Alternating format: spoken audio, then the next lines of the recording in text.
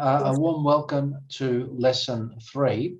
Last week I had promised to do 2,000 years in 1 hour, and unfortunately I only got to do about 1,000 years.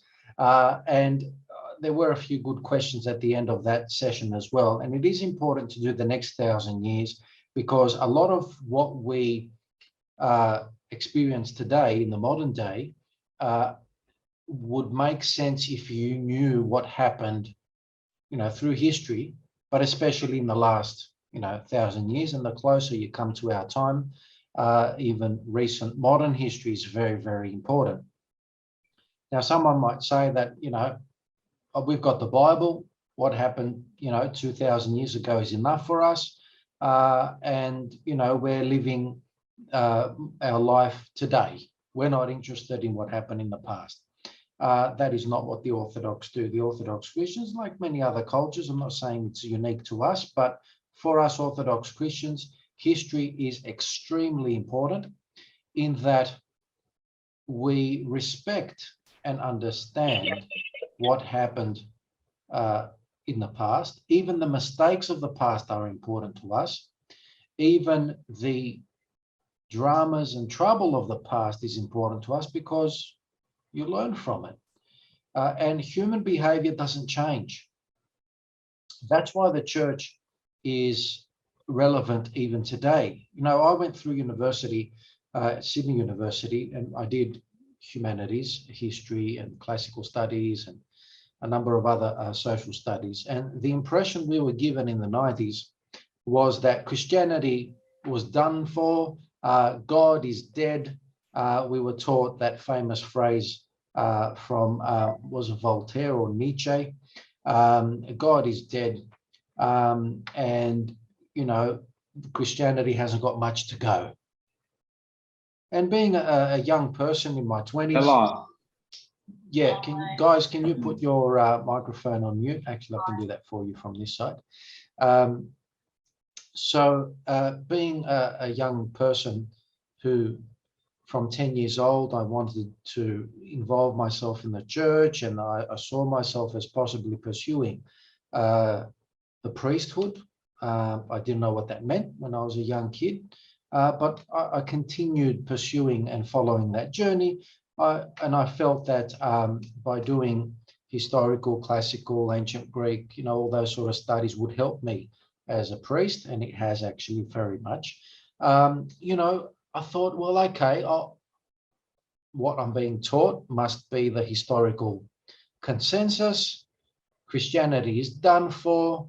It's had too many problems in the past. And, well, if I do become a priest, in the near future, I'd be presiding over, a dignified funeral. But when I became a priest, I very quickly realized that this doesn't need to die. That if you convey and communicate the message of the gospel, it is appealing to this day. It is actually magnetic. And I use the word magnetic because I recently did an interview with the Australian ambassador to the United States, who is a Greek Orthodox person, Arthur Synodinos.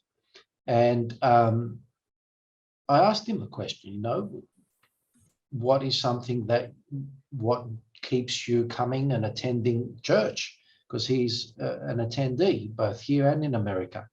And the one thing, out of the many things that he said, one thing was that the person of Jesus, the teaching of Jesus, the life of Jesus is magnetic. You can't not be drawn to it once you realize what the message is, right? So I found that the truth for myself as well. And far from the church here declining, and, I came here and the Sundays were an attendance of 50 people. It was a difficult time back then. And there were demographic cycles at play. So the parish had aged significantly. But slowly, we've been able to not only hold the fort and keep many people, but we constantly have new people attending. And if you were to attend today or like yesterday's service, we would have had about 200 people in attendance yesterday. And on a quiet day, 100, 120. So anywhere between 100, 120, 150, 180, and on a very big day, even more. So what that lesson was for me was that we are still relevant, because human behavior and the human spirit experiences life no differently to previous generations. The one big difference in the modern day is technology and many other modern things. Medicine and science is a big factor where perhaps we can be overconfident that science and medicine can look after us. The experience of COVID has demonstrated that, yes, to a great degree, science and medicine has blunted and softened the blow of what could have been a much worse situation. But by the same token, it wasn't waterproof. We've been learning as we've been going along. Most people were fine with the vaccinations in terms of the effect on their bodies. For others, it's been not a good result at all. There are people suffering from pericarditis and myocarditis. The rate of those two conditions has just jumped in the graphs. We know that it's from the vaccinations. And so we have, we're still trying to deal with this. And so a bit of like the story of having a mouse problem and bringing cats to get rid of the mice, and then you have a cat problem, and then you bring in the dogs, and then you have a dog problem, and then you bring, that sort of story happening. So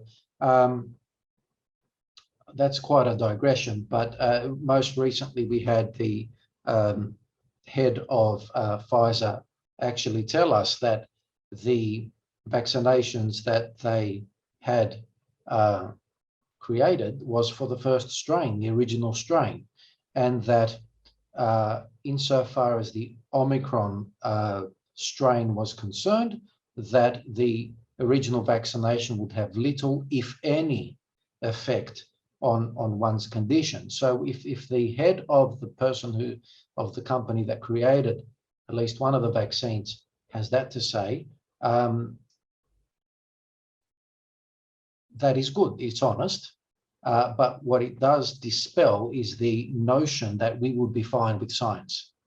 We still will be fine with science, because it'll be science in a different form, or a variation, or a modification, or whatever it's going to be. And that is indeed how we understand as Orthodox Christians what science's value is, in that as a method, as a process, it's the best way. It's the best way to deal with earthly elemental things. However, if we turn science and all its fields of study into a system of belief, then there's a problem. We're going to talk about that this evening when we deal with the Enlightenment, because the Orthodox Church, such that I don't have said that I've not given the wrong impression, respects science, but would not accept the situation where science becomes another religion. So we would want people to be scientific and to think logically, if that's what scientific means, and that's indeed what we think it means, to think logically and to think with process and with sound logic, and follow through with the scientific method. That's all valuable. We want that. But if our worldview and our moral choices and our worldview and our moral choices were to depend on science, I would say that would be a departure from what would be ideal. For elemental things, science; for spiritual things, our faith. Now, there are many people who would say, if you were to challenge people and say, well, can you explain to me the science behind X, Y, and Z? And they might answer, well, I don't understand the exact details of the specific science, but I trust the scientists. That's good, and that trust is based on a good record. But that is a position of trust and therefore faith. And sometimes there's blind faith in science as well.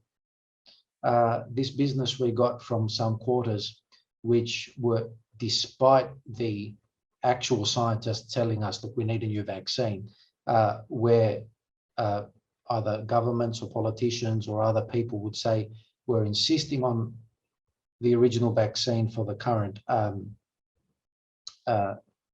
variant, that's faith. That's not science. Science is to actually accept the fact that that vaccine doesn't work for the current strains.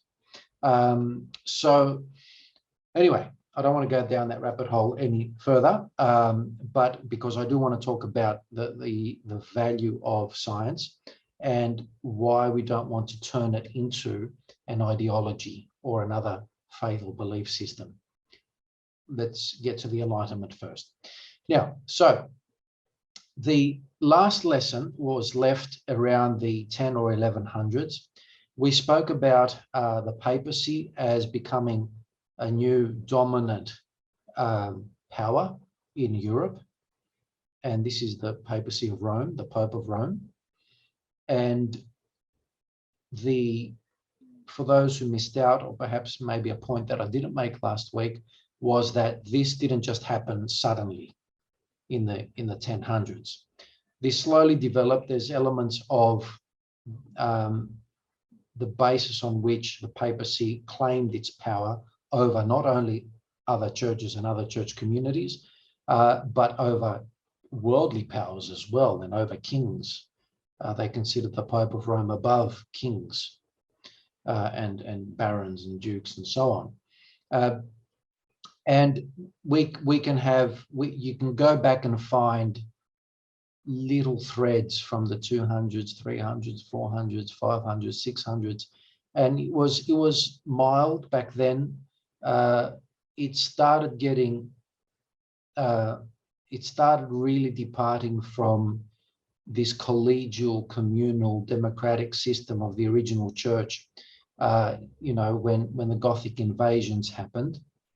And the situation with the Gothic invasions, 400s, 500s, 600s, is that basically what used to be the civilized Mediterranean world, the Greco-Roman world, where there were laws, there was a rule of law, there were systems in place, there were aqueducts, there was theatre, the arts, things that we could identify in the modern world as being something that we would do if we lived back then, and vice versa. With the Gothic invasions, there was a bit of a backward step. Western conventional history likes to call that the Dark Ages. And it's called the Dark Ages because of a dearth or a lack of sources, material, information in the 400, 500, 600s, 700s, even into the 800s. And that certainly is a fact for Western history, in that historical sources had a dip. And King Arthur, who purportedly lived in the 500s or 600s, is such a mythological figure. We can't pin down historical source for King Arthur. There's a lot of myth there because that's all that remained. There was myth and legend involved, and through the centuries, different lore, as in Lore, passed through Anglo-Saxon culture, and such that King Arthur remains to this day as a more of a mythological figure than a historical figure. We have no doubt he was a historical figure, but there's not much historical material to work with. Now, if you were to look at the East in the 600s, the same time King Arthur existed, we still have history written. There is clean, clear historical record throughout the entire period. Yes, it was also tough for the East in that if you were to compare the Gothic invasions in the West There were the Arab invasions in the east at around the same time, but the result of the Gothic invasions was a much more backward step for Western Europe than the Arab invasions were for the Eastern Europe and the Middle East. But we also have a similar spreading of civilization the other way. So what happened was that the Arabs had invaded Eastern Christian lands, that is Egypt, Palestine, and Syria. And the Christians of that area, Eastern Christians, Orthodox Christians, be they Greek, Syriac, or other, were the ones that passed on classical culture, science, the science of the time. They didn't use the word science back then, they used philosophy. The ancients, upon using the word philosophy, meant what we mean by science. In other words, an umbrella term for knowledge. And it was those Christians of the Middle East who translated and conveyed the Greek science of the time, which was the language of even science in that time, as opposed to Latin. All the medicinal textbooks were Greek as opposed to Latin. Or that's an absolute term. Let's use the word more. Most of the philosophical texts were in Greek, and they were translated into Arabic. That explains the Arabs then taking on mathematics to another level by themselves. But for the first 200 years, the 600s, 700s, and 800s, there was this mixing of Eastern Christian and Muslim scholarship and intellectual life, and which produced the golden era of Islam. A similar story happened in the West, where even though the Goths had invaded the West, Rome was the civilizing factor for the West. And so in many respects, Rome had to re-Christianize or even re-civilize Western Europe. And even though there were Christians, the original Christians in Western Europe, the Celts who became Christian were Orthodox Christians. They had to be re-Christianized. Britain had to be re-Christianized. There was a gap of 200 years where there were no Christians left, and Rome had to send missionaries. And one of the famous bishops that was sent in the was it the 700s it was the 500s, was a Greek-speaking bishop from Asia Minor, Bishop Theodore, if I'm not wrong. I stand to be corrected. And he is considered the re-enlightener of Britain. He was a Greek-speaking person. He was Orthodox as well. Now, at that time, there was no split. There was no East versus West. There was no Latin versus Greek. It was just Christian. However, going back to the papacy, what the papacy starts doing is having this idea that Rome is always right. How did that come about? As I said in the last lesson, the system of governance of the original church and of the Orthodox Church by extension is what we call a conciliar system, councils. It's a collegial system. You gather, you pray, you discuss, you vote, and each representative of each community has an equal vote. Each bishop has an equal vote.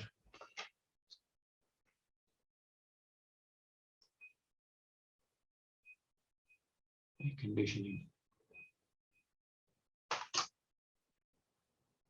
Equal vote. Now, the Pope of Rome had one vote, like every other bishop of the Christian world. And in the First Ecumenical Council, the First Worldwide Council, 325 AD, the majority vote prevailed, and that's how it worked, by majority vote. if the majority were to be proven to be mistaken with time, then a subsequent council could perfectly come by and vote the other way by majority. So the church did not feel forced to stick to a certain decision just like that. Basically, it needed ratification from generation after generation. And this consistency that is created from generation to generation is extremely important for the Orthodox Church, because you want to see that you don't have a break in terms of teaching and doctrine. So the Pope of Rome was on the right side of every majority vote in the first few ecumenical councils. The fact that the papacy, and every pope that happened to vote, or their representatives happened to vote on the right side of the majority vote, was the case, was interpreted by Rome as Rome always gets it right. For us Easterners, that's silly, because all that tells us is you got it right those 5 times. That doesn't mean you'll always get it right, and history has proven the point. So the idea that Rome is always right evolves, and then they say, well, we don't need councils anymore. Let's just let the Pope of Rome decide. At the very least, we don't need regional councils. Let the Pope decide. And you can understand where this is going.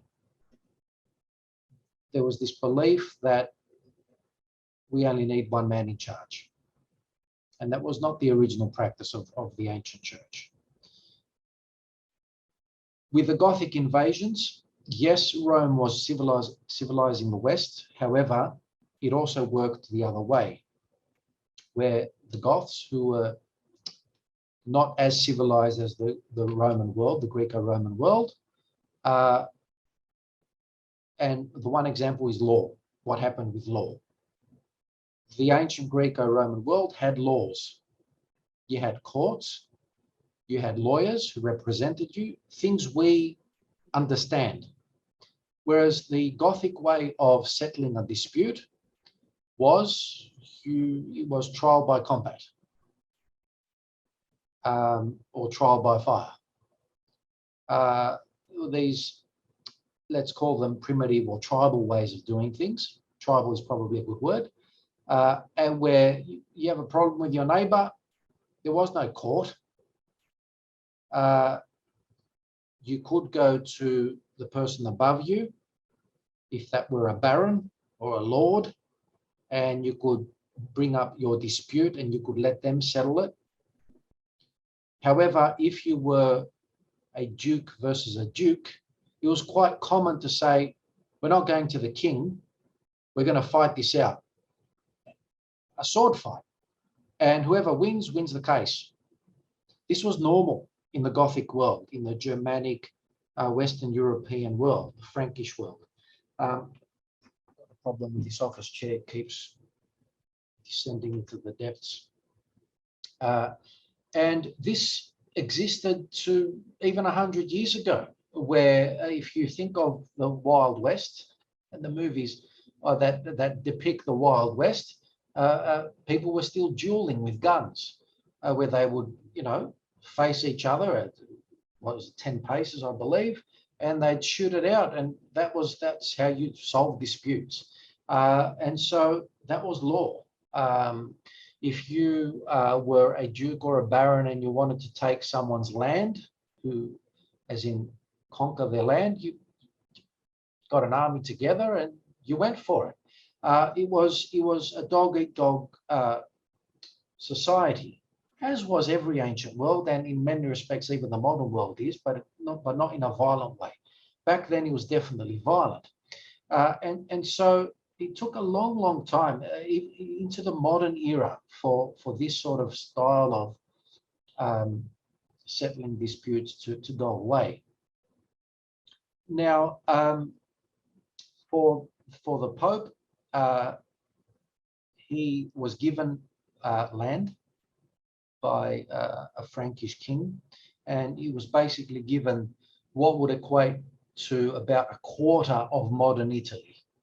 A quarter of what we call Italy today was the papal lands, the lands controlled by the Pope. There was no other king, no other governor, no other worldly ruler that controlled that part of Italy. He was essentially the ruler, the king of that part of Italy. And this never happened in the East.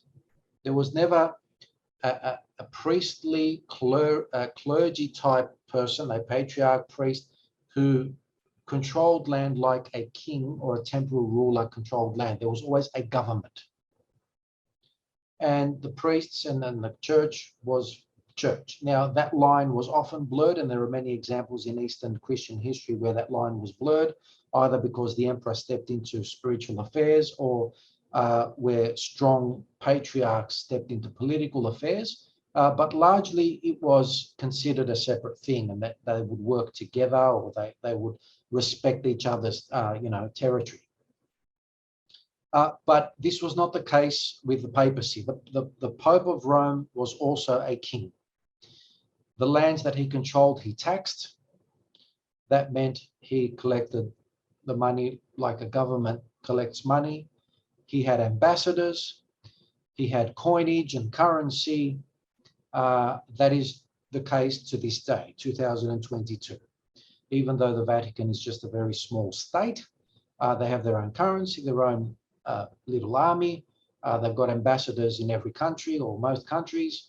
And the Pope of Rome is treated as a head of state wherever he goes, not just as a priest or a church person. He is a head of state. The only other system where this might be the case is the caliphate in Islam, where the caliph is also the ruler, the temporal ruler, the king, the boss of the land, is also the religious leader. Muhammad was the same way. All the caliphs, caliph means successor of Muhammad, were worldly rulers as well as the top religious ruler.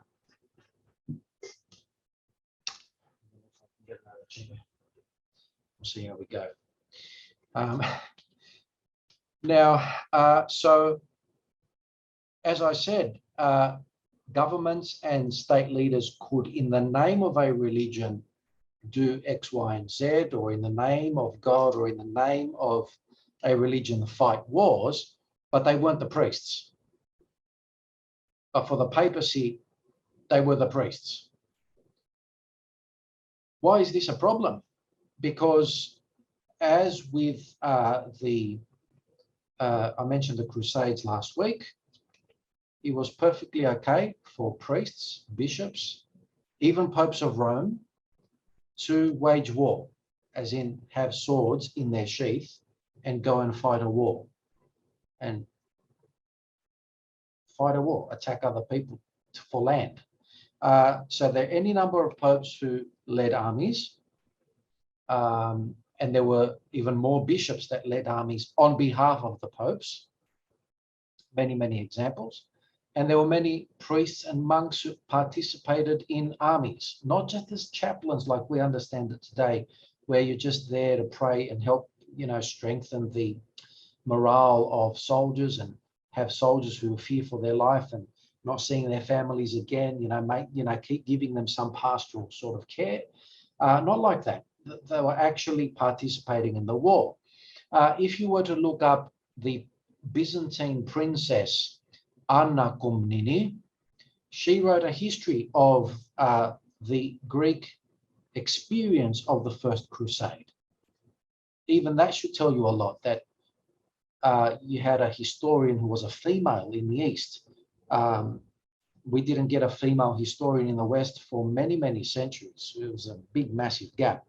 And that demonstrates that in the East, women did reach levels of influence, intellectual knowledge, even power. We have empresses, right? So as in emperors who were females. This is unheard of. It just doesn't happen in the Western equivalent, let's say the Holy Roman Empire, and I stand to be corrected. Women could never be the rulers. You might say, well, what about Elizabeth I and Mary Queen of the Scots? Yes, they could be queens, but they could not be empresses. So the empress or emperor is higher than king. They were considered lesser royals. Now, so the papacy becomes this very, very strong worldly power. There is a period where just force is what matters. If you can just force your way to do something, that's all that matters. There is no care for rules and prior canons and old ways of doing things. We're just going to let the force to just get its way. Okay, so crusades was one example. So it's the Christian version of jihad. And I said that, and I shouldn't have said that, because the teaching of Jesus is that we do not engage in warfare. If you remember that scene in the Garden of Gethsemane, where even in the arguably the most justified situation, that is of self-defense, you had a band of people coming to arrest Jesus, and Apostle Peter pulls out his dagger and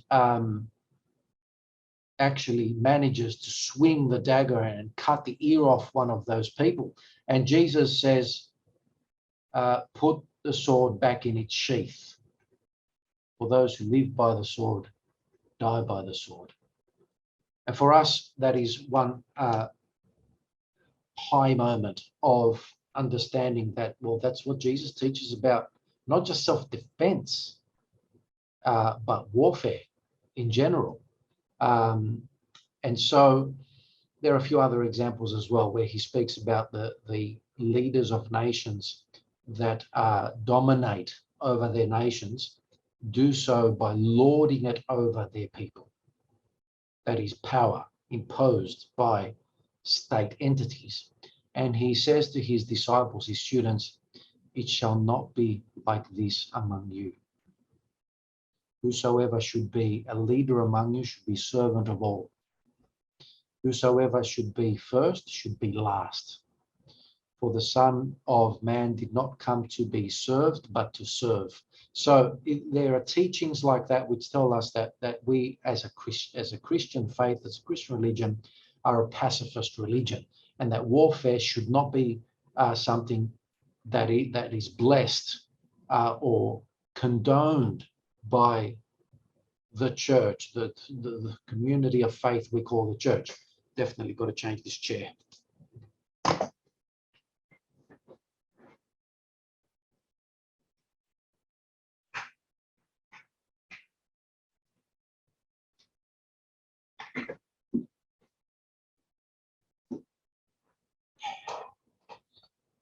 I kept getting this sinking feeling.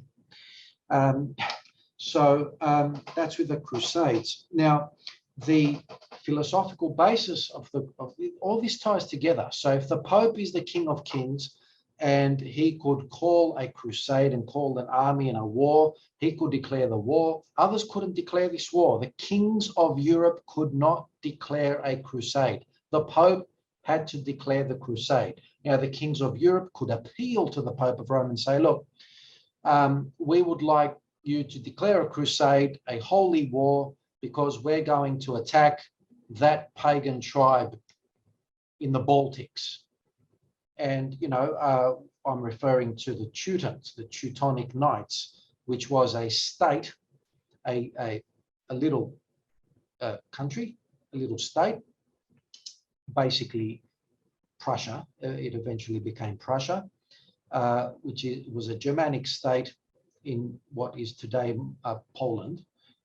And they were run by monks. The Teutonic Knights were originally monks, and they created a state that they ran as a fief. A fief is your parcel of land in this system called feudalism. And if you remember from your high school teaching or even your primary school teaching, feudalism was a pyramid. And the king was at the top. You had your princes, you had your barons, your dukes, and it was like a very important hierarchy that, and then there were the peasants and the poor people down the bottom. Now, the Pope was at the top of that pyramid, not the king. In one specific country, the king was at the top of that pyramid, but the Pope was on top of the entire European pyramid. And so they were waging war against Baltic tribes and eventually the Russians, even though they were Eastern Orthodox Christians. And that's the problem with the Crusades, in that the Pope was blessing wars first against the Muslims. Then when they ran out of steam against the Muslims, they turned to different other European peoples, whether they were pagans or heretics, as in people who didn't agree with the Pope, the Albigensians, the Cathars, any number of stories from that medieval part of history, where the Pope of Rome would unleash crusading armies that also benefited specific neighboring kings, and he would say, well, you're allowed to attack these guys because they're not 100% with us. They were actually Roman Catholics as well. They just were dissenters.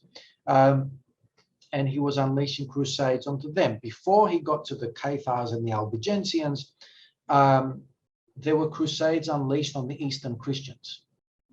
So the debates that we had about doctrinal questions, I mentioned the creed last week, that it was unilaterally changed by the Roman Catholic Church. The celibacy of priests, there were a dozen issues that we had in the early 1000s. There were things that we were ready to resolve and happy to talk about and happy to have another council about.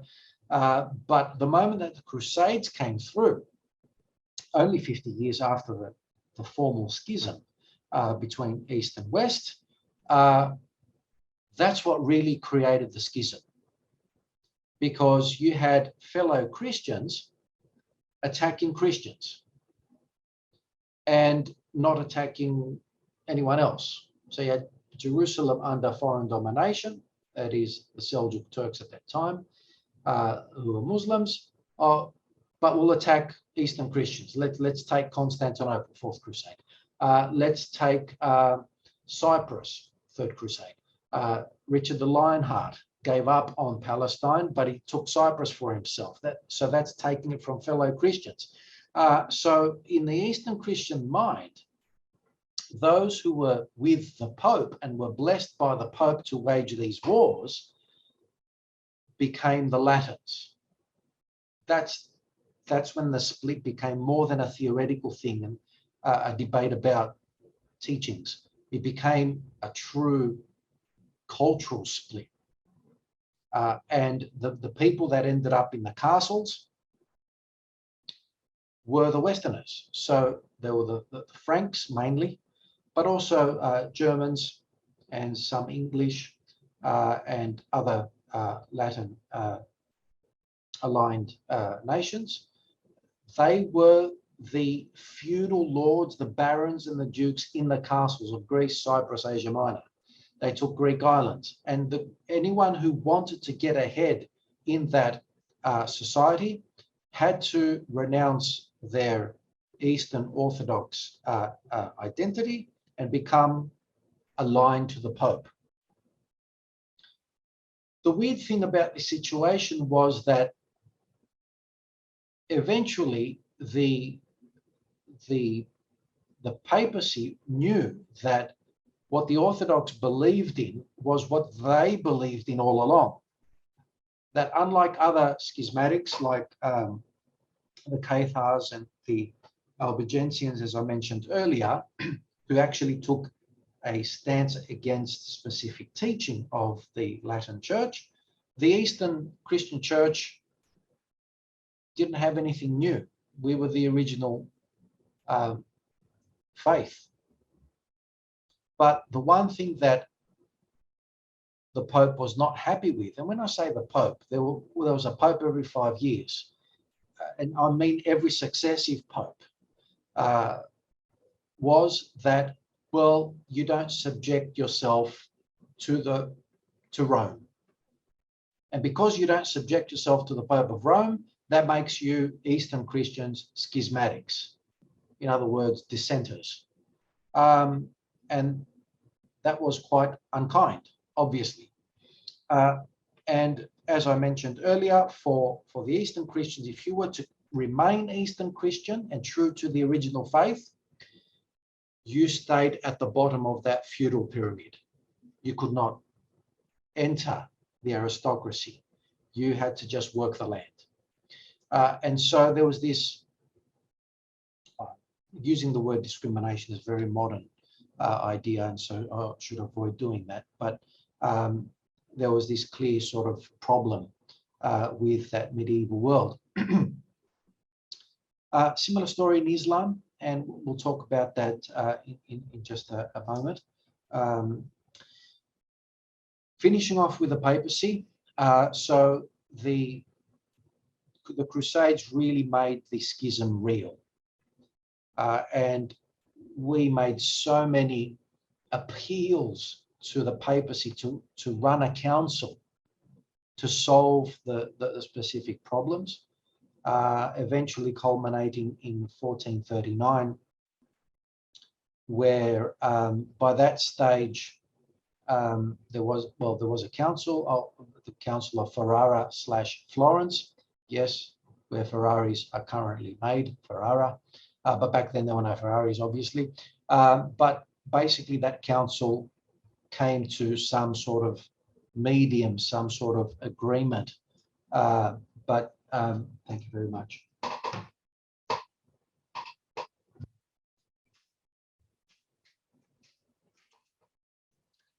And the formula was that Orthodox people can just stay the way they are because they have the original faith. All we want them to do is recognize the authority of the Pope. And that's the whole problem all along, authority. Because a Pope, in their eyes, can overrule an entire council of the entire body of churches. Now, you might say, well, that was the medieval Roman Catholic Church. It's not the same today. Thankfully, it's not the same today as of Vatican II. That was a Roman Catholic Council in the 60s, which softened the Roman Catholic Church a lot. And we are happy about that. And we currently have a Pope who's one of the nicest popes that we've had for a very, very long time. But to demonstrate the point I'm making, even the nicest Pope can do the same. 2018, the Roman Catholics ran what is known as the Amazon Council, where they have a big problem in Brazil, in the Amazon basin. Basically, this business of priests cannot marry, they're insisting 1,000 years later, is still the rule.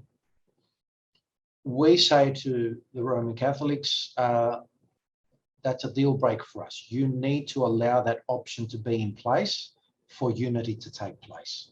If you want the Orthodox to unite with you, there's 1 billion Roman Catholics today, and there's 300 million Orthodox Christians. We're the second biggest Christian group in the world. We'll unite with you tomorrow if, you know, these several conditions are met. Those conditions are fair. They are reasonable. Number one, you allow priests to have the option to marry. If they don't want to get married, that's their option. That's their choice. If people want to be married and become priests, like the Orthodox Church allows, yeah, we want that to happen like the original way. This business of saying no married priests, we only employ unmarried people, Roman Catholic Church still hasn't learnt its lesson. So another manifestation aside from the shenanigans that went on in the Renaissance, which I'll get into in just a moment, and the whole child abuse situation that happened in the modern day, which is a tragedy and a very, very bad thing. They were warned, and yet they haven't learned from their lesson.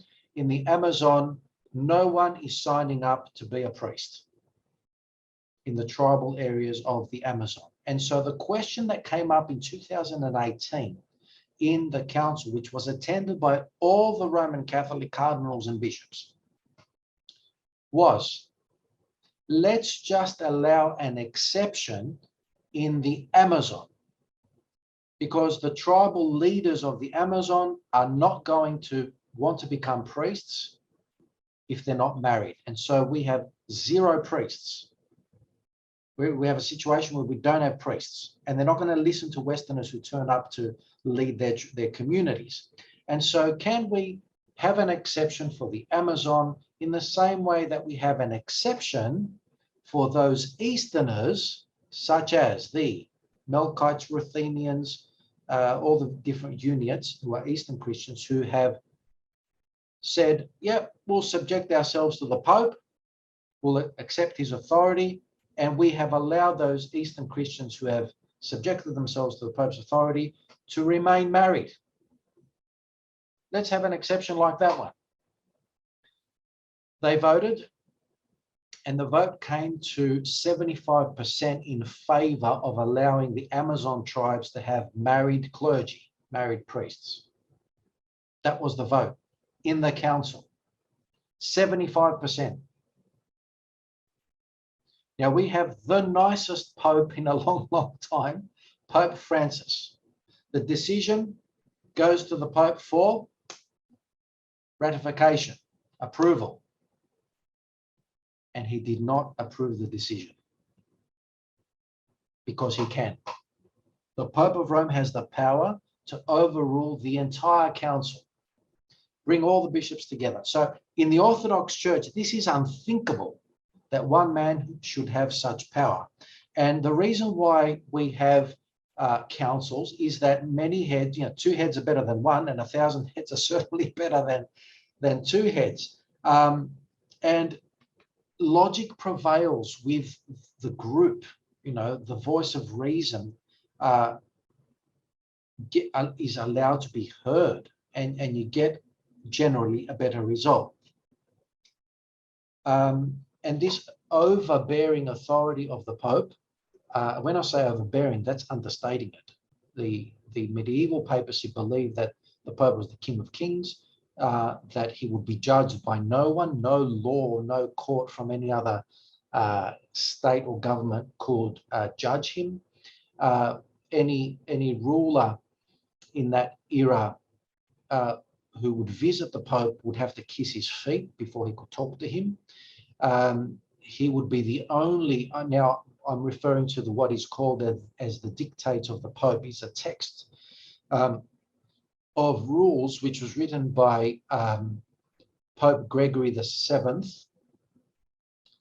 and that was normal practice.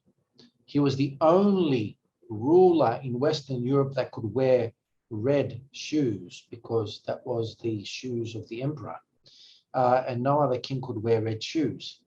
And it wasn't until the 1700s where some of the French kings said, well, we're not going to listen to the Pope, and they started wearing red shoes.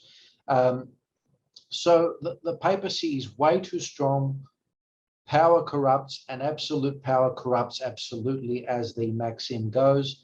And so even though we as the East had split with Rome in the 1000s, and we spent about 400 years trying to fix it, we were eventually taken over by the Turks, who were Muslims, and then there was this big wall that went up where the West took its own historical path and the East took its own historical path. That is not absolute, because there was a lot of give and take even within that realm, and we'll talk about that.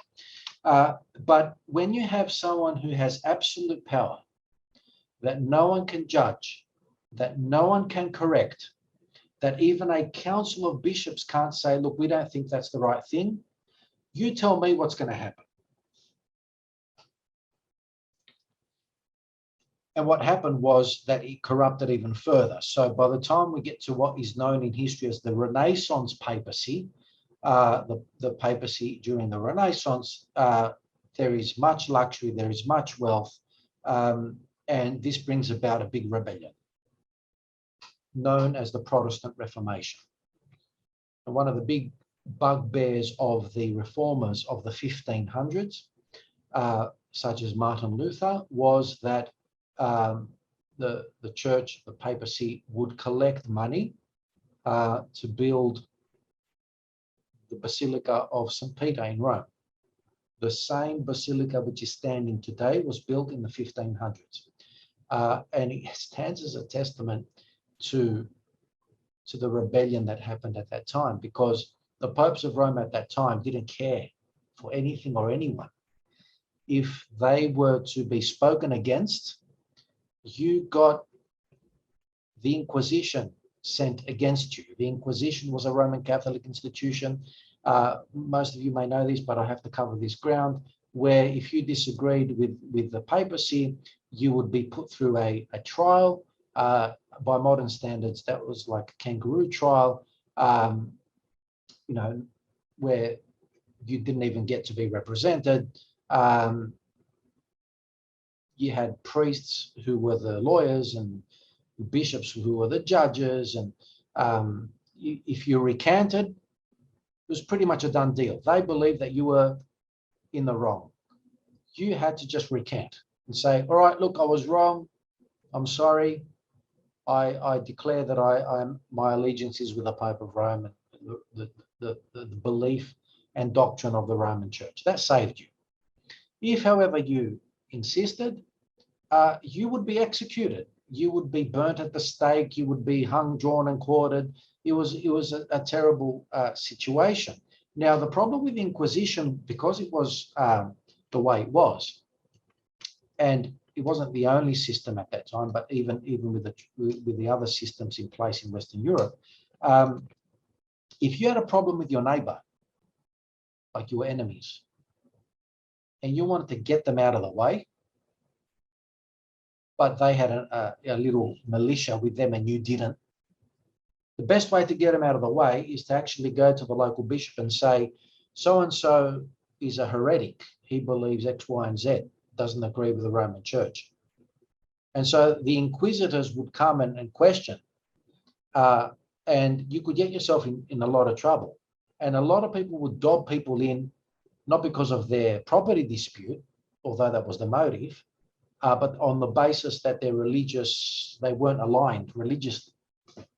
So it was a terrible, terrible time. The Spanish Inquisition was even worse, i.e. the Inquisition as it was practiced in Spain. And look it up for yourselves. There's a number of historical records that tell you how bad that was. So the Pope is unquestioned power. We get to Pope Alexander in the early 1500s. Not only does he have mistresses, all the rest of the priests can't be married, but he can have mistresses. It wasn't even a secret. He would actually paint public pictures of himself with his mistress and the child that they eventually bore together in public view. And Pope Alexander was so corrupt that he felt that he could turn the papacy into a dynasty. Say, look, I'm already the king of Europe, virtually. I want, instead of the popes from now on being elected, it should be the sons of every pope. Well, he was the first and last pope to even think about that, because that all fell apart very, very quickly. Within 10 years, Pope Alexander was the poster child for the Protestant Reformation. The Protestant Reformation would point to Pope Alexander and say, look how bad the Pope is. He's virtually an antichrist. Anything Christ taught, these guys do the opposite. It was a corrupted system because of the too much power. And so what Protestant suggests as a word is protest, Protestant. So any number of groups have sprouted out in Western Europe in the 1500s, protesting against initially the Roman Catholic Church, but very, very quickly protesting against their own. So different Protestant groups protest against their own Protestant group. Now, the basis of the Protestant Reformation, the philosophical basis, is that it was a very Puritan sort of system, the Protestant Reformation, if I can use that word. It was a fundamentalist in many respects as well, that we don't want any extras. We just want the fundamentals. And the only fundamental we're interested in is the Bible. And if something is not in the Bible, we're not going to subscribe to it. So if the Pope of Rome says X, Y, and Z, if it's not in the Bible, we're not subscribing to it. In other words, what happened was the pendulum, which had swung in a direction with the Roman Catholics where the authority was the Pope. If the Pope subscribes to it, it's fine. It could be against the Bible. It could be literally saying the opposite of the Bible. But if the papacy subscribes to it, it's fine. Well, that pendulum swung so far that when the Protestant Reformation came through, the pendulum swung the other way. So what we get is it's got to be in the Bible, not even implicitly. That's not good enough. It has to be explicit. And it was a very radical fundamentalist swing the other way. And so many things that not only the Roman Catholic Church, but even the Orthodox Church subscribed to, and we could point to the Bible, were ignored by the Protestant reformers because it didn't suit the specific thing they were protesting against. So there are important principles in the Protestant Reformation that pretty much most Protestant denominations subscribe to, and I'm referring to the 5 solas here, Latin word sola, meaning onlys, only, Bible only, faith only, Christ as mediator only, grace only, and glory to God only. Pretty much can be summarized into, all of that goes to the first one, Bible only. There are 3,000 Protestant denominations in this day because they keep splitting one from the other. They keep protesting against the previous group they belong to.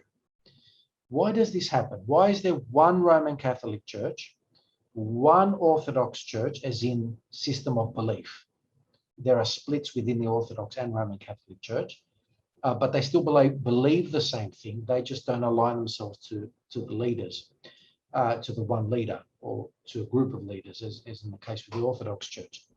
But in the Protestant Reformation, every person could start his own church. And the reason is because there is no other authority other than the Bible. Do you understand this? In the first 1,500 years of Christian history, the Bible was the primary source of faith and truth, truth and faith, but not the only source of truth and even authority. The council was. The council, that is the body, which is in agreement with every past generation, decides which books are going to make it into the Bible in the first place. The Bible didn't just fall out of the sky. The Bible was a compilation where a decision had to be made as to which books were going to make it into the common volume known as the Bible, because originally it was multiple books. So in the Orthodox Church, the council is the ultimate authority. In the Roman Catholic Church, the Pope is the ultimate authority. And because the Protestants swing away from the Pope, they say that the ultimate authority is the individual. You can pick up the Bible and interpret it whichever way you feel is the truth. Now, that might be intellectually honest. I get where they came from and why they felt that way. But historically, it has demonstrated to be a big problem. Because when I become the authority, when I'm allowed, just me, to open up the Bible and say, I reckon it means this. Yeah, but the bloke next to you doesn't reckon that it means that at all. Well, he's wrong. And the other guy says that I'm wrong, right? And you have these constant splits. And that explains the 3,000 denominations. That is different opinions one Bible, 3,000 different denominations who are not in communion with each other. That is the situation in modern Christianity. Why? Because we have made the self the ultimate authority and the ultimate arbiter of religious or truth regarding faith. This is not the case in the Orthodox Church.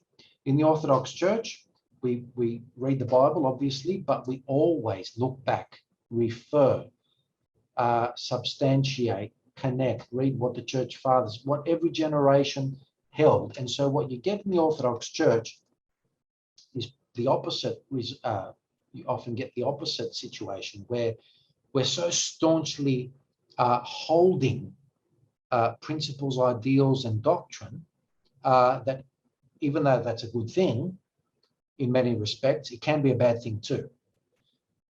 It's a bad thing when you hold to something without understanding what you're holding. Your grip is great. We want that grip to be there in terms of loyalty and continuity and consistency and harmony all the way back to the Bible. But when you have a situation where it's the Orthodox faith is the original and true faith, and you ask that person, give me an example,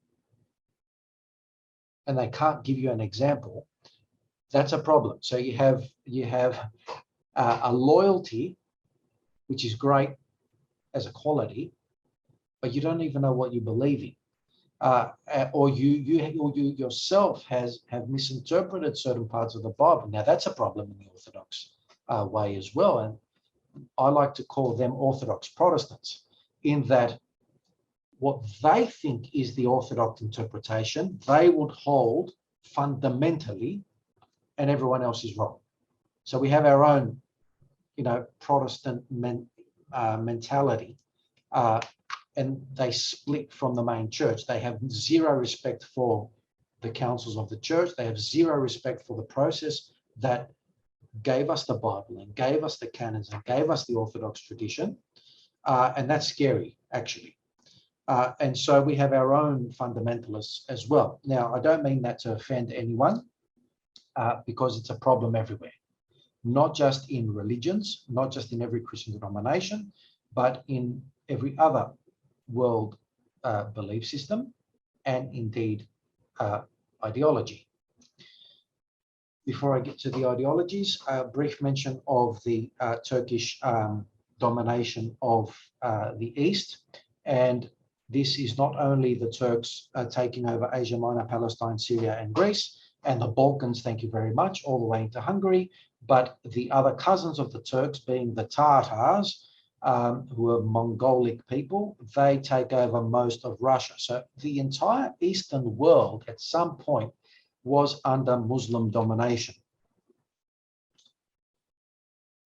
To summarize 500 years of Muslim domination, it wasn't a fun time. Christians were second-class citizens. Like with the feudal system, we would do the work, and the ruling class, the Muslims, would rule.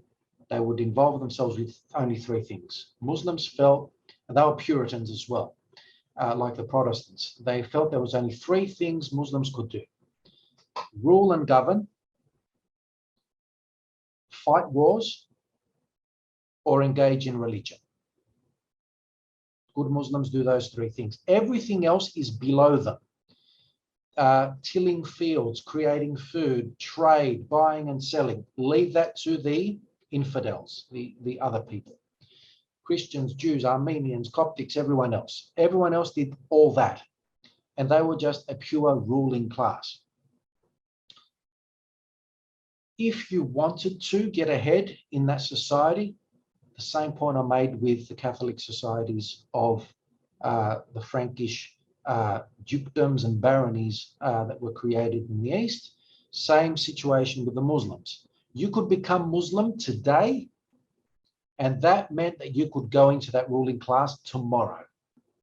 You could get a job in the administration. You could get a job in the military, you know, you wouldn't be the fodder that would be sent into the front lines. Christians were actually conscripted to fight in the front lines, but you were the first to go.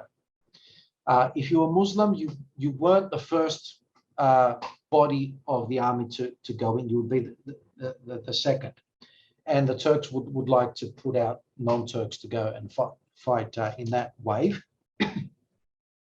Then the other big problem we had with specifically the Turks was this business of the Turkish policy of devshirme. Devshirme was a child tax where they would literally come knocking on your door and collect your 6-year-olds. Any kid that was 6 years old that we need to conscript an army, they would come and abduct your 5, 6, 7-year-old. They would take them to military barracks and they would make them Muslim. They would circumcise them without obviously the permission. Forget the permission of the parents. That once they were abducted, they were taken by the state, and those parents never saw these kids again. They were made Muslim. They were trained as hardcore soldiers, and these were the Janissaries. The Janissary Corps, Yanitsari, Turkish term for new army. Anytime they needed a new army, just like, you know, they would constantly create a new army by bringing up through the ranks the Janissaries. Now, these people who were formerly Christian, they were brainwashed into Islam. They would forget that they were Christian because they were taken at 6 or 7 years old. They were not married for the entire time that they were soldiers. The Janissaries were an unmarried body of soldiers, and upon retirement, perhaps you might go and have a family. So it was a really hardcore militaristic system. So what Christians had to endure for many, many centuries was this abduction of their children. And in many respects, the Turkish Empire, which was the successor of the, yeah, no worries, Chris, you can watch the recording. In New Zealand, it's 11 p.m. So have a great night. They've got a different time zone. For the Turks, they were the caliphate. They took on the caliphate after the Mamluks of Egypt. The final dynasty which controlled the caliphate was the Ottoman dynasty for 500 years. And the last time we've had a caliph was 1922, whereupon the caliphate was actually abolished. Now, the caliph could call jihad. He was the only one who was allowed to call for jihad. And World War I was actually declared a jihad as far as the Ottoman Turks were concerned. And that explains the big genocide which happened in the First World War, in a similar way that the Holocaust happened, 6 million Jews eliminated in the Second World War. Hitler said, we're going to do this to his people, his officials. His officials said, you can't just kill so many millions of people. How are we going to get away with this? He said, and who remembers the Armenians?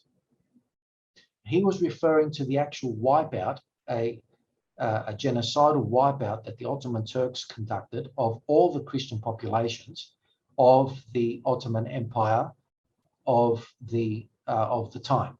So about, I think it was 2 or 3 million Armenians were eliminated, 1.5 million Greeks were eliminated, and another 500,000 Syriac Christians were eliminated. This is only 100 years ago. Completely wiped out. If you look at the map of religions of Europe and the Middle East, there are Christians and Muslims. There's like a transition zone. And there are Christians still in Palestine, still in Iraq, still in Aleppo and so on. But there's this big black hole where Turkey is. And that's because there was not a single Christian left as a result of World War I. And if anyone were to ask what were the Anzacs doing in Gallipoli, and this idea in Australian history, oh, we were fighting someone else's war. Yeah, they knew exactly why they were there. They were trying to help Christians who were being massacred year after year in that decade prior. There was a reasonable cause for them to be there. Gallipoli was a Greek town with Greek inhabitants that needed to be saved from a genocidal government or state. So that's lost on the modern Australians in that we think that the Anzac Gallipoli situation was some silly reason to be there. No, there was a real reason to be there. And you can find this in the diaries, as well as in the diaries of the Anzacs who say why we're even here. There were Anzacs who knew why they were there, and they were there to help Christians survive. Okay, so it was a bad experience for the Eastern Christians, the Muslim domination. Was it all bad? Let's be fair. Sharia law allowed for certain things that you wouldn't get in a Catholic country, for example. For example, Sharia law says Muslims are governed by Sharia law. If you have a fight between a Muslim and a Christian, let's say neighbors over property, you are judged by Sharia law, Muslim law. Now, if it was Muslim versus Christian, the Muslim would win that court case without even discussion. So as a Christian, you knew that you couldn't take on a Muslim in a Sharia court. The testimony of a Muslim was valued higher than the testimony of a Christian. So you would try and avoid getting into a fight with a Muslim in the first place. And if you were to end up in a court of Sharia law, you would have to be really lucky. You'd have to have your evidence really straight. You'd really have to be lucky to win that. Otherwise, you might as well have just give up, let them win. So if a Muslim Turk were to move, I don't know, in the villages, you have your field. How do you know where your property is? Well, normally it's just a line of rocks. But what stops someone from moving those rocks? That's a very common occurrence in the old day. So if a Muslim were to do that and you were to say, but he moved the rocks from where they were originally, well, where's your evidence? Those rocks, yeah, but they were over there. And you just couldn't prove it. And so the Muslim would win that. Now, it was an unfair system. Now, if, however, the dispute was between a Christian and a Christian, Sharia law allowed for the Christians to run a court case with Christian law. And the Christian law in the East was Roman law that was Christianized. So the Justinian code of law, the Justinianic code of law, is what was the law for the Eastern Christians. In other words, parallel legal systems operating at the same time. And that explains why the Christians were able to have some level of self-autonomy and self-regulation. It meant that the church, when there was no more Christian government, there was no more Greek government, there was no more Lebanese government, there was no more Serbian government. The Turks were the government. But within your own local culture, it meant that your ways, your culture survived. So the survival rate of the Eastern Christian culture was greater in Muslim-dominated areas than it was in Roman Catholic-dominated areas, where what happened was everyone became Roman Catholic. Whereas in the Muslim empire of the Turks, in the case of the Greeks, many became Muslim.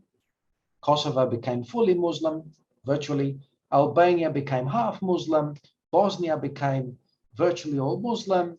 They're just standout examples. But the rest of the Ottoman Empire that weren't Turks remained Christian and strongly Christian. And here we are to this day. All right. The Muslim thing aside, the papacy we've covered. The Renaissance is a period where the arts and wealth picks up. We've had the Protestant Reformation as a reaction against the excesses of the papacy. I've really summarized the Protestant Reformation, and I'm probably not doing it enough justice, because there was a lot of good that did come out of the Protestant Reformation, and a lot of cleanup that needed to happen happened. But as I said, every Joe Blow could make his own church. Glaring example, the King of England, King Henry VIII. He's married to one woman, doesn't like her, throws her out, gets another woman for himself, a second wife. The Roman Catholic Church already is not happy about a second wife. He's not happy that the Roman Catholic Church doesn't let him marry a second wife. And he says, oh, what's this fancy thing they're doing over in Germany? Oh, a Reformation. Oh, a Protestant protesting against something that the Roman Catholic Church holds as its teaching. Well, I say that the head of the church in England should not be the Pope of Rome, but should be the King of England. If it's good enough for the Pope in Italy, it's good enough for the King of England in England. And so to this day, the Queen of England is also not the head of the church, but there's this technical term for it. Defender of the faith. Defender of the faith. She's technically the head of the church too, mind you, because the Archbishop of Canterbury is just the Archbishop. Not that she involves herself in religion, of course. Things have evolved since then. But King Henry establishes the Church of England, just like that. And he goes on to have another 6 wives. Is that right? No, 6 wives in total, so another 4 wives. Now, if that's the basis of creating a new church, we as Orthodox Christians say, we don't want to have a bar of that. Now, that's doing injustice to the Anglican Church, because the Anglican Church, although it started badly, actually evolved into a very strong group. As a denomination, it did end up becoming quite a broad church. They were the flag bearers of the broad church, allowing many different people with different opinions to be tolerated within their denomination. That's in the modern day. And Christianity was a very strong force that went hand in hand with the strength that England demonstrated historically. Now, this is not to say that we condone colonialism or imperialism, which we don't, but you can see, if you look at it historically, how Christianity was channeled to that end, unfortunately. Now, we really need to cover the Enlightenment. So let's fast forward after many years of warfare between Catholic and Protestant nations, 15 and 1600s. There were kings of Europe that say, this is lovely. We don't need the Pope on top of us. We will subscribe to some Protestant denomination, and we will make that denomination our state church. So even though the reformers wanted to move away from church and state being one thing, and as Orthodox Christians, we respect that principle, in some examples, like the Lutheran Church of Sweden, it is the state church. And although, and we shouldn't confuse this with modern Sweden, but fairly modern Sweden, you weren't even Swedish if you weren't, part of the Lutheran Swedish Church. That's one example. And there's other examples where different Germanic states subscribe to a certain denomination, and they actually subject that denomination to the state. So we get the opposite result of what was the original intention. The other thing to be said about the Protestants is that they cleaned up a lot of things that needed to be cleaned up, but they left out a lot of other things that should have been cleaned up. For example, there's a big bugbear that we have in that we as Orthodox Christians complain that the Roman Catholic Church unilaterally changed the creed to declare that the Holy Spirit proceeds from the Father and the Son, which is nonsense to us Orthodox. We see that as nonsense, and in fact is non-biblical. In the Bible, if you were to quote Jesus, Jesus says the Holy Spirit, which proceeds from the Father. He tells us that, and yet the Roman Catholic Church says, and the Son, which is non-biblical. Now, the Protestant reformers missed this one.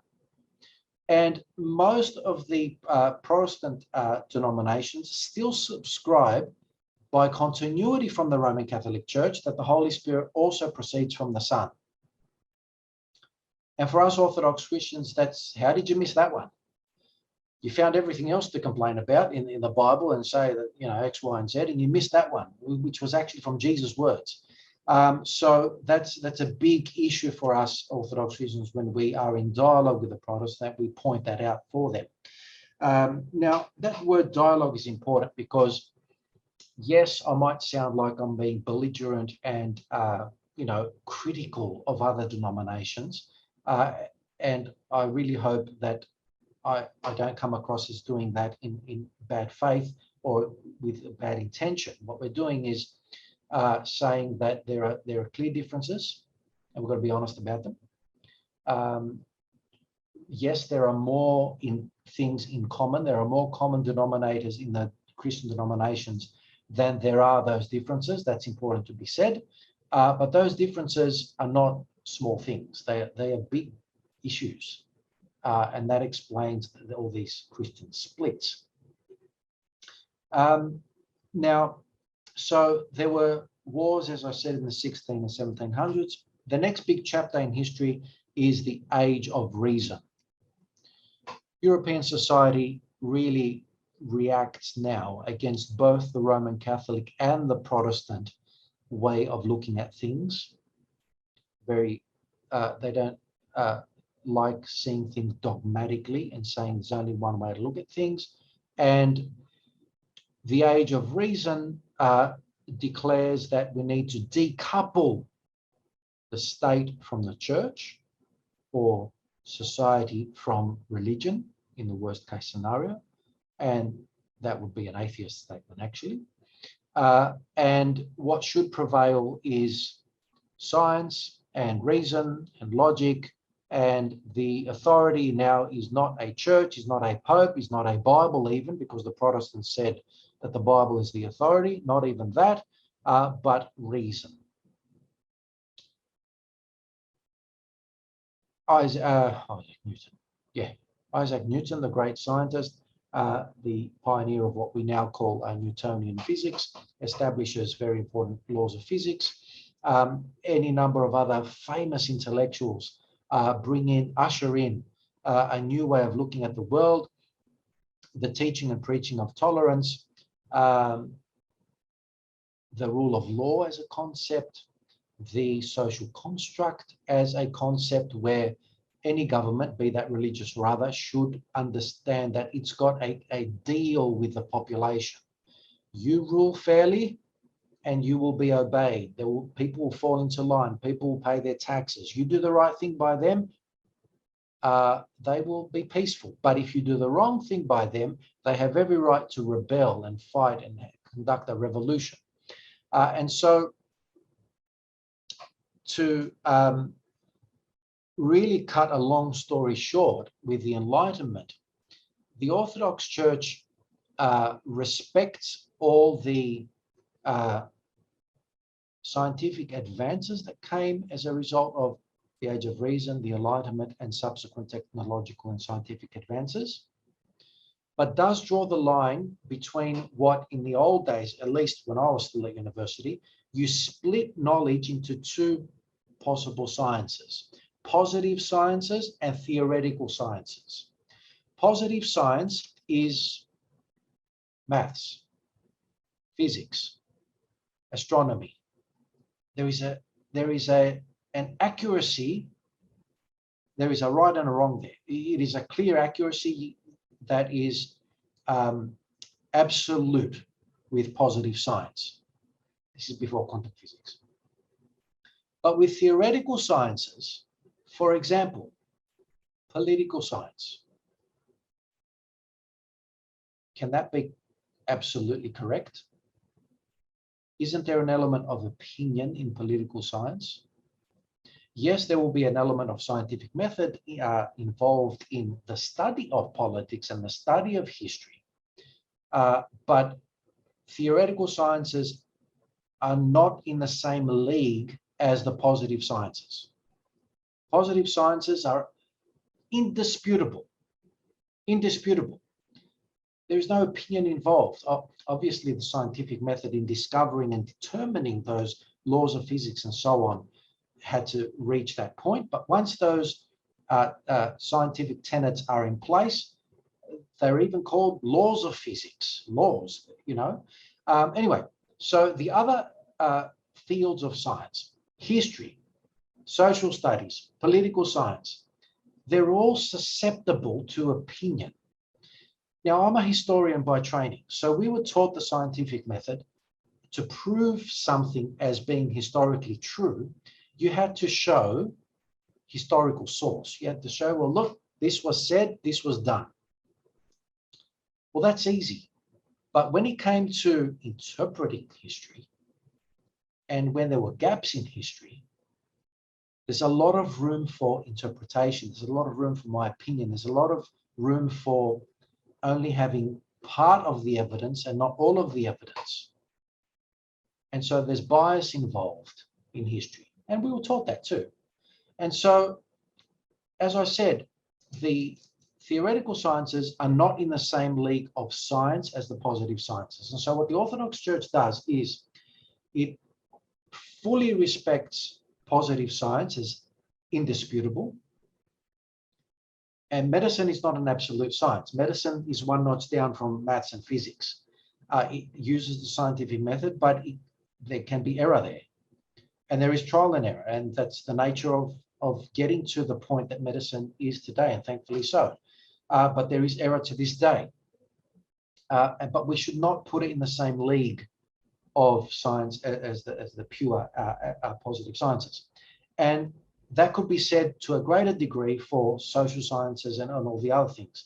Now, political science is a great case in point.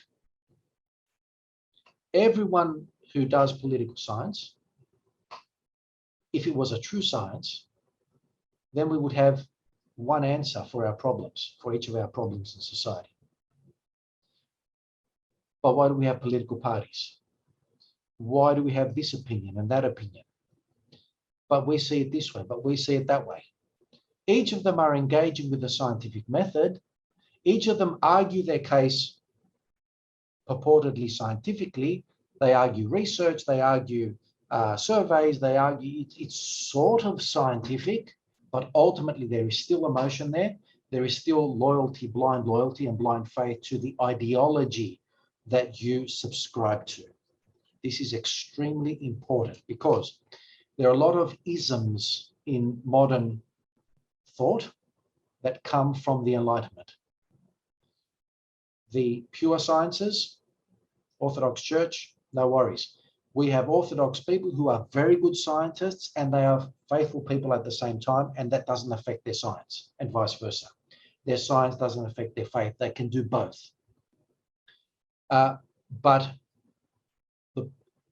we have a problem in society where people subscribing to ideologies, all the isms, socialism, communism, even capitalism, if you were to talk about, you know, the corporate, the stark corporate capitalism, which gives rise to such other isms against it, like socialism and communism.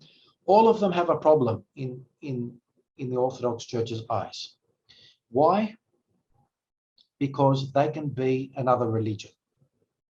People blindly follow, loyally follow their tribe, their political tribe in this case, and are just as fundamentalist as the Protestant fundamentalists, the Orthodox fundamentalists, the Roman Catholic fundamentalists, and they will literally tear at each other. And here we are, election after election, finding ourselves in a situation where ideology is more important than the truth. And people from certain sides would argue their side, not because it's true, but because it's what their side believes in. So any number of political examples. So when it comes to these isms, these ideologies, the Orthodox Church says, be very, very careful, because you can become a fanatic, worse than all the other religious, just as bad or worse as any other religious example. We often get this idea, oh, religion is the cause of all wars. We hear that a lot.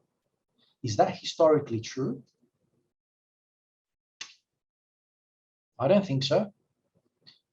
Religion was used in many, many cases as the reason for wars, but the true reason might have been to get someone's land or power. That had to come first. So a king or a leader or someone who has power wants to achieve something, it's in their interest. He or she, mostly he, will use religion as an excuse or a flag in order to achieve those ends, yes. But religion isn't the cause of that. Religion is channeled for another motive, another cause. Same goes with the ideologies, the modern ideologies. More people were killed in the 20th century purely based on ideology than all the religious wars put together of the past. If you think of Hitler, the philosophical thing that he subscribed to was Nazi, National Socialism. National Socialism. There was a clear ideological worldview that he had, and he convinced a whole lot of other people to have as well. And he got to kill many, many millions of people. Worse than Hitler, could there be anything worse than Hitler? Yes, there were worse than Hitler. At least 4 communist leaders. Communism is another ideology, blindly followed, and this one didn't even bother to bring in religion into the picture. Hitler did. But Stalin, Lenin, Mao Zedong, the other guy in Cambodia, and all the other little communist dictators of the third world of the 20th century, they got to kill, I think Stalin eliminated 30 million people, Mao Zedong 50 million. These numbers are mind-boggling if you thought Hitler was bad. And so why? They weren't even religious. They believed they were scientific. If you were to read the texts that form the basis of all these modern ideologies, they will argue from a scientific point of view. They don't quote the Bible. They say this is what is the right thing to happen for society. This needs to be done because it is the reasonable thing to be done. You have nice sounding names for their political parties. The Committee for Union and Progress. Would you sign up to a group that called itself the Committee for Union and Progress? Sounds great, doesn't it? That was the political party that conducted the genocide of the Eastern Christians in Ottoman Turkey. It was a modern, mixed with older Islamic ideas, but it was more modern than it was Islamic. It was a nationalist and even some socialist elements in it. That's a side effect of the Enlightenment. So this idea that religions were the cause of all wars, no. Greed and pride is the cause of all wars. You want to bring religion and non-religion into it, you'll have, millions and millions of dead accounted for that. So there's no way I'll accept that argument. It's a very cheap sort of shot when people say religions are the cause of all wars. I would always argue pride, property, power, authority. That's the cause of all wars, truly. Okay. Questions. Let's leave it at that. We've covered the modernisms. We've brought it into the 20th century and then the bloodbath that happened in the 20th century. We have, a sort of modus vivendi happening in the 90s and the 2000s. Things are looking scary at the moment where a lot of things are going backwards in many respects. And even within our liberal democracies, the political discourse is scary. It is so polarized, and if you hold a position against someone with the opposite side, you're not just a conversant with them who has a different opinion. You are literally the worst person in society and you need to be eliminated. So we get that a lot in the modern political discourse. Let's throw it back at you for questions.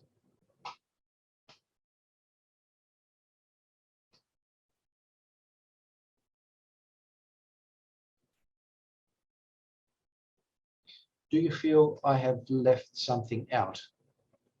Is there a gap? Something I didn't cover, or something that didn't connect, or something that didn't make sense?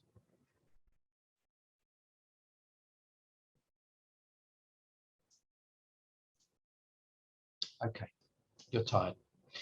Hi, Father. Can I ask a question unrelated to the topic today? Yes, go for it.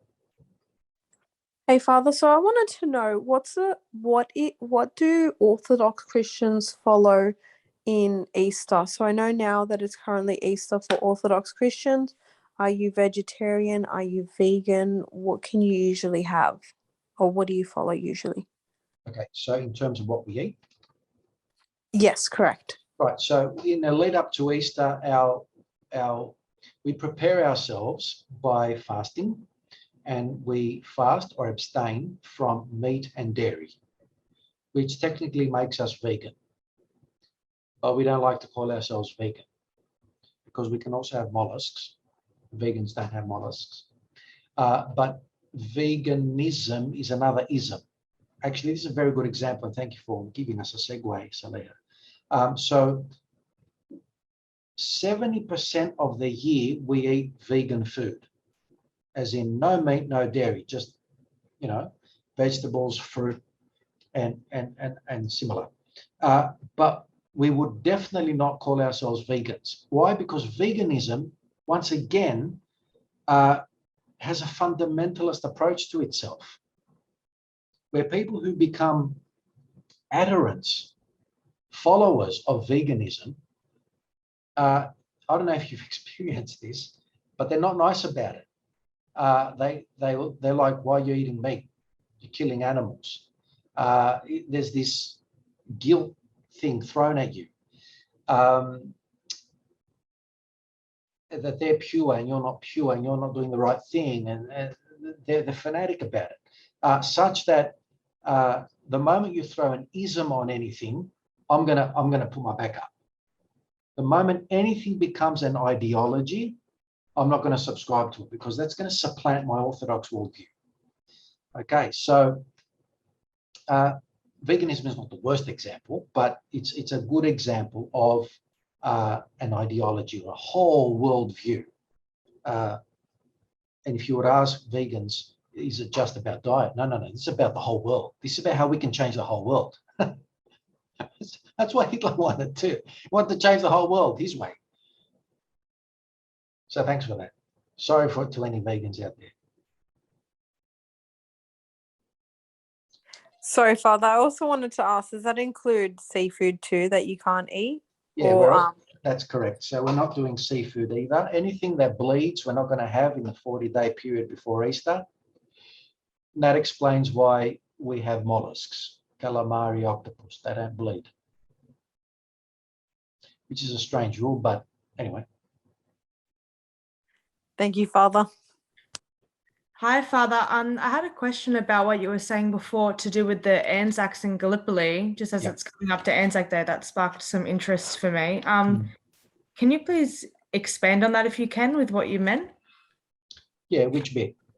I had no idea about what you were saying in terms of the Anzacs from Australia and New Zealand heading over to help the Christians that were in Gallipoli. Do you just have anything to expand on that? Anything else to say? So from 1905,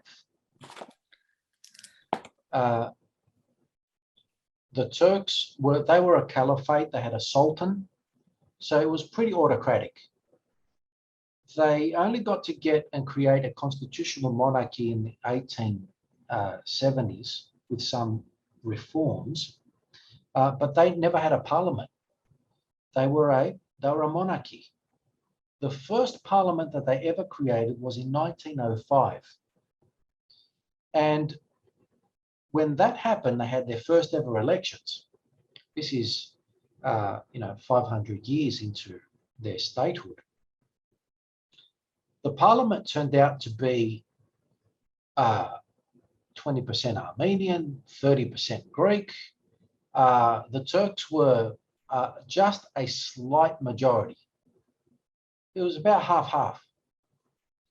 Now, that instantly revealed to the Turks that their country was a multicultural country, and that the Greeks, Armenians, everyone else were just getting along, they were getting by, okay? The Turks had this idea that everyone was, you know, that this was a Turkish dominant country, but it wasn't. It was a very multicultural country. Now, for some Turks, this was not a problem. They actually expected this to be the case, and they were actually quite happy to give electoral power to Christians. That was a very modern thing. But for some Turks, this was an absolute threat, absolute dangerous situation, because they knew that suddenly, out of nowhere, the Christians held the balance of power. If the Turks just split along two political party lines, the Christians, the Greeks, could actually form a coalition in a parliament, in a government, and somewhat run the country, which is how democracy works, obviously. But this was unacceptable to some extremist people. And the political party I'm referring to is the Young Turks. There's an American show today called The Young Turks. And it's a misnomer, because Young Turks, oh, they were reformers, they were nice people that reformed a very old system into a new one. Yeah, but at the same time, they were eliminating people. So they very, very quickly abolished this parliament. Turkish government said, no way, we're not going to let this happen. So what that did was that to the non-Turkish people of the Turkish state, which was still technically the Ottoman Empire, a monarchy, constitutional monarchy, parliamentary monarchy suddenly, that was like, they're never going to give us a democratic vote. They're always going to keep us second-class citizens. The Turks are never going to give us a break. 500 years of domination, the one chance they had to give democracy, and they destroyed it within a year or two with a military coup. And so those populations then gave up on hoping that they would be represented democratically. And so the drums of war were already hammering in the early 1900s. They were looking at other powers to help them gain independence and freedom and liberation. So the Armenians were appealing to the Russians to come down and liberate them from the Turks, because they said, well, the Turks are never going to respect us. Come and take this part of, liberate us, and we can be part of the Russian Empire. The Greeks were appealing to the British. There was this effort of liberation of parts of the Ottoman Empire which were still majority other than Turkish. So Macedonia, for example, that was majority Greek, majority Bulgarian, majority Serbian. There wasn't majority Turks. And so in 1912, what this manifested itself as was an alliance between a very small kingdom of Greece, a very small kingdom of Bulgaria, and a very small kingdom of Serbia that said, we need to liberate our compatriots from Ottoman Macedonia. And in 1912, the Balkan Wars, that's what happened. And it was victorious for the Christian kingdoms. Now, the moment that happened, the Turks said, this could happen again. So the Greeks only got to liberate part of Macedonia, the Bulgarians another part of Macedonia and Thrace, Serbia another part of Macedonia, but there were still other parts of the Ottoman Empire which was majority Greek, Bulgarian or other. And they said, they're going to take over these parts of the Ottoman Empire. Which parts? The most strategic parts. The Dardanelles, the Bosporus. The Dardanelles are the straits that connect the Black Sea to the Aegean Sea. They were all majority Greek lands, Greek cities, Greek towns, Greek villages. And they started already from 1912 to move populations. And they were marching people out of their villages and marching them into the interior of Asia Minor. The Americans had ambassadors and a mission in Asia Minor, and all this was being reported to the West, saying they're wiping out villages here, they're burning down churches. So it was a tit for tat, yes, understandable. But it was ethnic cleansing. That's the better word, ethnic cleansing. 1912, 1913, 1914, the Armenians are completely wiped out between 14, 15, 16. And all the Western powers are aware of this. And if you look at the newspapers, for example, of the time, it's all talk about the Turks massacring and eliminating and killing and destroying and wiping out populations. Genocidal practice. As I said, Gallipoli was a majority Greek town, and there were multiple fronts in World War I. The British, Australians / New Zealanders attacked through Egypt into Palestine. They liberated Palestine. They liberated part of Syria with the French. That was one movement. There was a movement from the north, and there was a movement with the Anzac campaign, the Gallipoli campaign. The whole idea of that was to go straight for Constantinople, which was the capital city of the Ottoman Empire, and to liberate and eliminate, like they did with the Habsburgs, eliminate a very cruel, dominating empire, and to split that up in the same way that's how they created Iraq, they created Palestine, Syria, Egypt. The idea was that that part of the Ottoman Empire should be given to its inhabitants and not to this ruling class. The Turks would be given a certain portion of Central Anatolia. The Greeks would be given parts of Asia Minor that were Greek, and the French, the Italians, they would govern on behalf of some other parts which were Greek, which upset the Greeks, obviously. And all that area of the Dardanelles and the Bosporus, the Straits, would be an internationally controlled area. So that was the point of the Gallipoli campaign, to liberate Constantinople and to protect Christian populations which were being annihilated at that time. Thank you so much, Father. Thank you. Yeah. One little bit of interesting information is this. Now, since this is a course about Greek Orthodox Christianity, there were Greek Orthodox Christians fighting alongside the Anzacs, and that was the Greeks. So the Greeks sent in a suicide mission behind enemy lines in Gallipoli. There were Greek Australians who sailed with the Anzacs and fought with the Anzacs. There were Greek people in the Ottoman army on the other side of the trenches fighting for the Ottoman Empire. And if you know the story of Simpson's donkey, do you know Simpson's donkey? Do you think they brought a donkey from Australia? No, they got to the Greek island of Lemnos and they gave them a donkey. The donkey was a Greek donkey and it responded to Greek instructions, believe it or not. Now, Simpson's donkey, the story of Simpson's donkey, and there's bronze statues of Simpson with his donkey everywhere. He was carrying the dead with that donkey to and fro.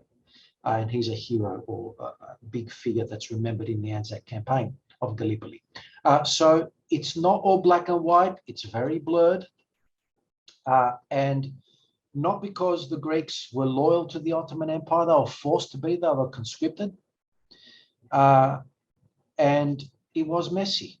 I'm not saying that war or, there's some of it can be justified, some of it can have some reason, but there are no winners in war. We subscribe to that. They're, just bad result all round. Well, it upsets us Greeks that the Australian government today would walk hand in hand with the Turks on Anzac Day and not with the people who actually fought with them, side by side, and spilt their blood in the same trenches with them. We were their allies, not just us.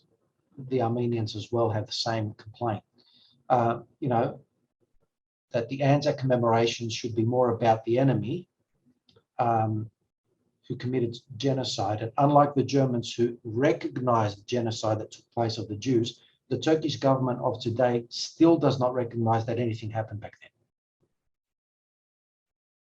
So what's good for the goose is not good for the gander. It's quite an injustice. So anyway, the more you scratch these wounds, the more they hurt and the more they bleed. So look, these are worldly things. As a church, we can get upset about it because we're people and we have ancestors and people who suffered under these circumstances, and history repeats itself. But we do really need to set ourselves apart from political events as much as possible and just stick to the spiritual as much as possible. Thank you for joining us this evening. Have a good night.